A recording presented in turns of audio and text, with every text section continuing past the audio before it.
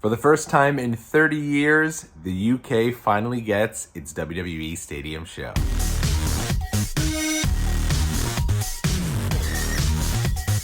What's going on out there, world? It's your boy Tommy on the spot for Watch Along Wrestling. Thanks so much for checking out the channel. This is a very exciting weekend in the world of pro wrestling. I mean, you don't get bigger than not one, not two, but three pay-per-view premium live event, whatever you want to call it, big shows across the two companies, and it all gets started this afternoon here in the United States and this evening in the UK with WWE Clash at the Castle. I think that WWE has done a very good job with this show. There's a ton of excitement around there, but if it's your first time visiting the channel, of course, make sure you leave a big thumbs up and subscribe. We're gonna be back here later tonight, way later tonight, or maybe early tomorrow, with my thoughts of the Clash at the Castle show, my preview for the NXT Worlds Collide show, my preview for the AEW All Out show. It's a jam-packed weekend. I'm so excited.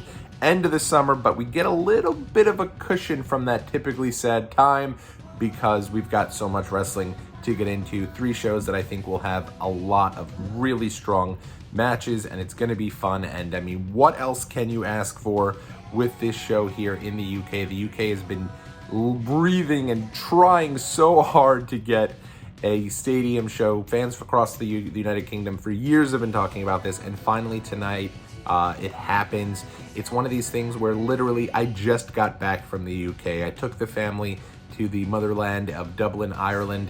We arrived back here 1 week ago on Saturday evening, and I blew it. Let's be honest. In retrospect, my wife even said, why are we not at the Clash of the Castle show? And she's 100% right. It doesn't make any sense why we didn't just pivot our trip and do it from the week ending last weekend to the week ending this weekend, especially with the day off work on Monday. This would have been an incredible show to go to. I'm not sure why I didn't just pivot the family vacation, but my loss is everyone else's gain. It does not matter. It's exciting, it's fun, and I think it's going to be all about the atmosphere. Fans who have just, many fans who have wondered if they'd ever get another stadium WWE event.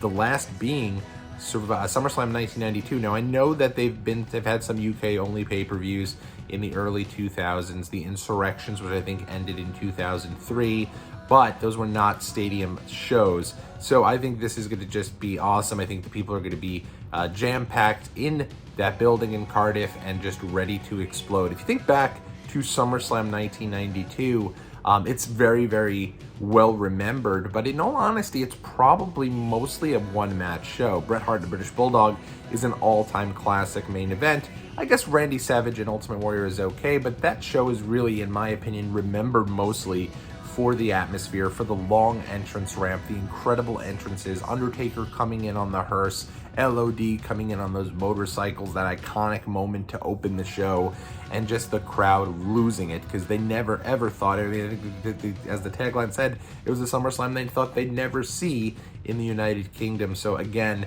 they're going to be having the show, and I love that in this day and age on Peacock and WWE Network that whenever WWE has a show that starts at a time that's so, not necessarily traditional. Today, 1 o'clock in the afternoon, some of the shows in Saudi Arabia have started at about 3 o'clock in the afternoon on a weekday. So I love that. I love feeling like there's something cool going on while it's not your traditional pay-per-view time. So I think that's great, and I think, honestly, it's something that I'm really excited for. I think tonight's going to be a great night. Obviously, with Drew McIntyre in the deal there, in the main event, and obviously the crowd's going to be really behind him. Sheamus going up against Gunther in his match. He's obviously got the Brawling Brutes with him. I think people will be really into him as well, and I think they're just going to be really excited for everything and everyone on the show, and just having this opportunity to have wrestling back. And hopefully this is the start of things to come, a new annual tradition. It seems like Triple H is on board in bringing more events to the UK in the future, and worldwide for that matter. So, with that being said, let's get into some of the matches here tonight. It starts off with Judgment Day, Damian Priest and Finn Balor taking on Edge and Rey Mysterio. This match here, I think the story is probably going to be that Dominic Mysterio was left out of the match.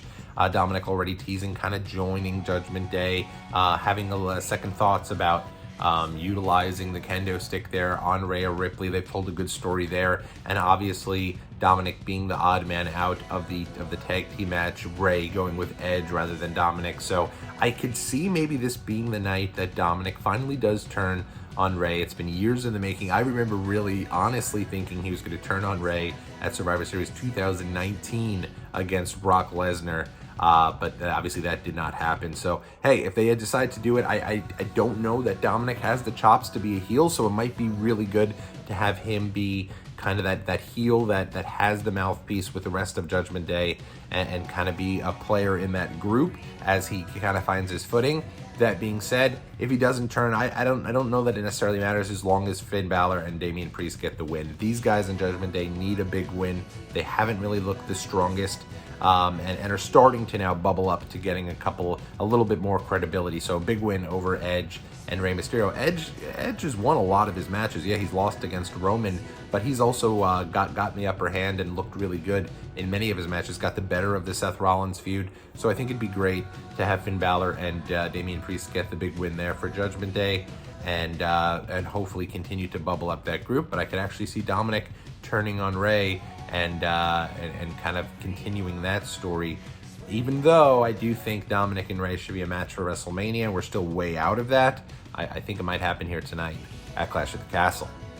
Moving right along, you've got a big 6 women's tag team match as Bianca Belair, Alexa Bliss, and Asuka will take on the new team of Bayley, Dakota Kai, and Io Sky. This is a match very similarly to the Judgment Day match. I think the heels need to get the big win here. I think Bayley's team needs the win. I don't love that they didn't win the Women's Tag Team Championships because I think they're just trying to establish themselves. And I think by getting the win here, and clearly they've taken these three women out of the tag team deal, right? They lost the tag titles, I think, because they have different plans for the tag team championships. Whether Raquel Rodriguez and Aaliyah are your favorite wrestlers is a moot point.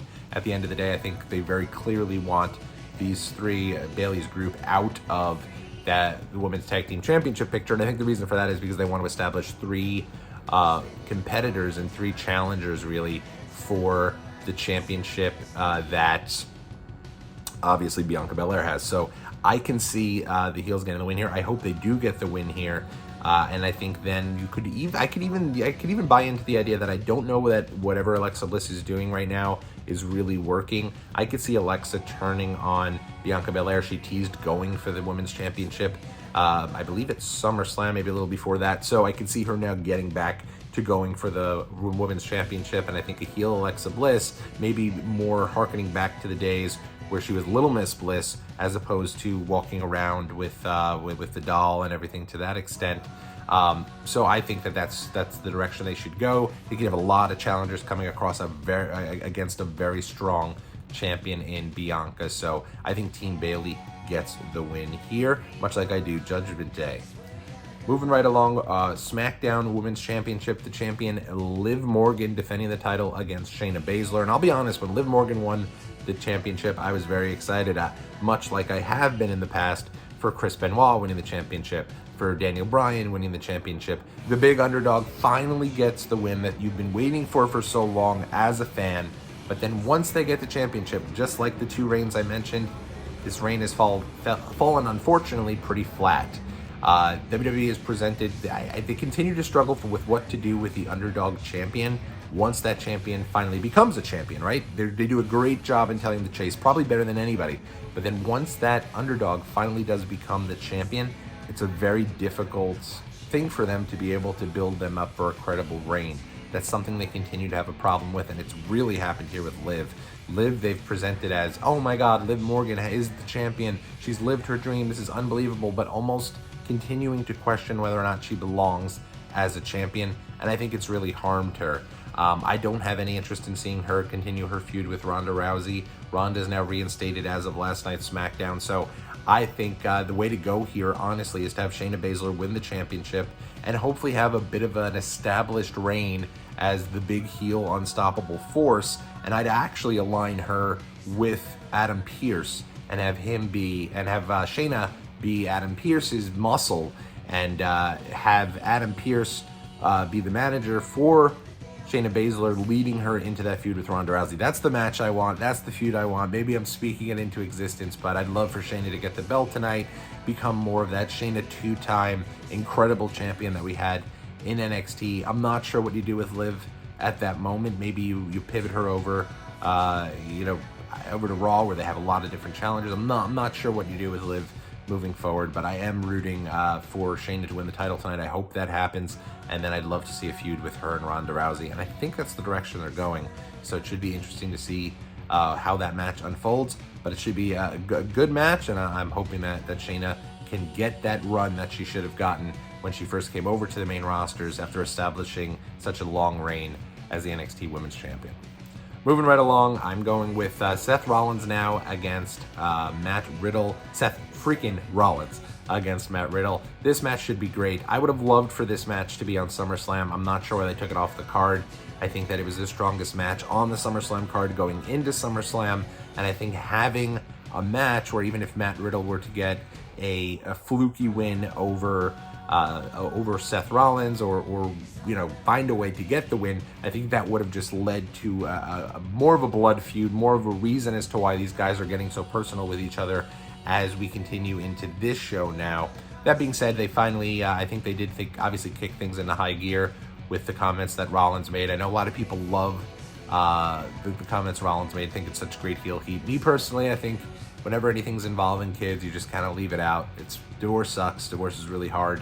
And I think that when you're mentioning that, it's like, who knows if Riddle's kids are watching the show. Maybe Matt Riddle cleared it, but I don't think those kids cleared it. And it just makes for something messy. I don't think that had really any place on a show, but hey, it is what it is. I know people thought it was cool and edgy, and so whatever. The main point of it is that this match should be great. This should be an awesome match tonight. I'm really looking forward to it. A match I think we never thought we'd see, because Rollins made it very clear he didn't want anything to do with wrestling Matt Riddle, but now here we are. I do think Rollins gets the win here. I do think Rollins is going to be built back up here. He's had a lot of, he spent pretty much the last 2 years really helping to put other people over, right? He lost the feud with Edge. He lost every single match he had with Cody Rhodes. I think it's now his time to eat a little bit, if you will. And he's continuing to remind people that he eventually wants to get back to into the championship picture. So I do think he gets the win over Riddle. Maybe Riddle will get a win a little later down the road. I don't think this is the end of the feud, but I definitely can see Seth Rollins getting the big win here. Sheamus and Gunther. So here we go. I think there's a chance tonight you're going to get 2 big wins, right? I do think there's a chance you're going to get Sheamus and Drew McIntyre kind of having your Eddie Guerrero, Chris Benoit moment in the middle of the ring in Cardiff. Big hugs, confetti falling down with the 2 champions holding up the belts. I think that would be awesome, right? An incredible moment. It just feels too perfect. Instead, I think you're probably going to get 1 win for one of those guys, and then the other person isn't going to get the win.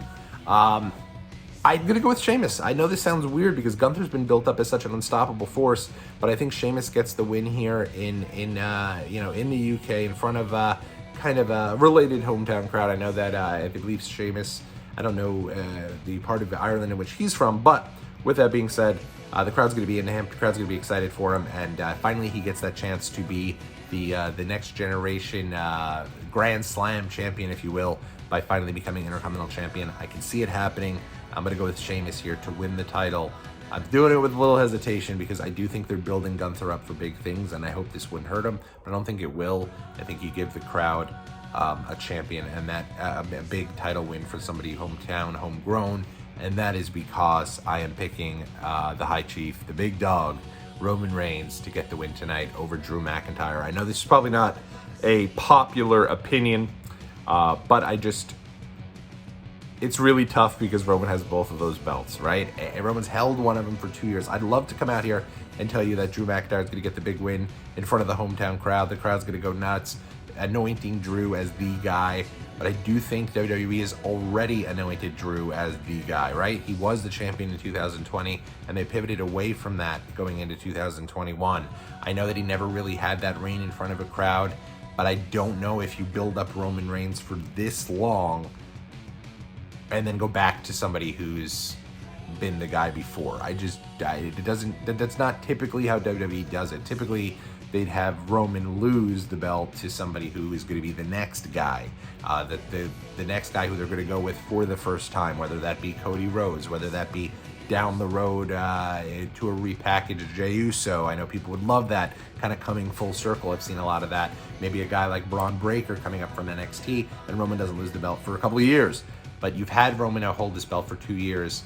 If he had both belts and this was only for the Raw Championship, I'd be willing to say that I'm 100%. I think Drew's going to get the win because it's for both belts. I'd love to see it because of for the hometown crowd. I'm not sure if Drew's my guy either, to be perfectly honest. I didn't really watch too much in 2020 because the pandemic era was just really kind of awkward and tough to watch.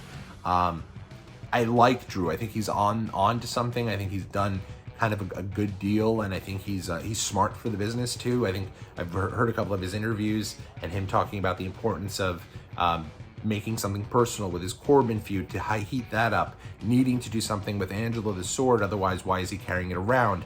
I like Drew, but I don't know that I see him as the tippy top guy, and if you're winning both belts, you're the tippy top guy.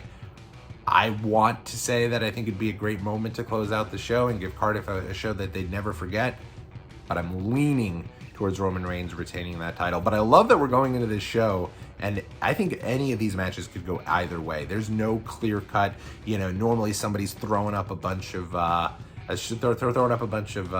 lines or odds, so to speak, and who's going to win all these matches. I haven't seen that. It seems very close, and I love that. I don't. First off, I try to avoid those altogether. It ruins the show. But then on top of that, I think nobody really knows, and I think that's great and a lot of fun going into the show this evening or this afternoon here in the U.S. So those are my picks. To recap, I'm going to go with Judgment Day. I'm going to go with Team Bayley. I'm going to go with Shayna Baszler becoming the new SmackDown Women's Champion. I'm going with Sheamus winning the Intercontinental Championship. Seth freaking Rollins over Matt Riddle. And I'm going to go with Roman Reigns continuing the historic reign as he continues to go ahead and march on and on to different things down the road. But I hope it's just a great show. I'm really ready for this. This should be a lot of fun. And keep it locked right here. I'll be back maybe with my match rankings or something about this show either way later tonight or tomorrow. I'm going to watch the show kind of on a delay on Peacock, but I'm ready for it. If you're going to the show, have a great time. 30 years has paid off, UK. I hope you have fun. Enjoy the show, and I'll talk to you guys real soon again in the next video.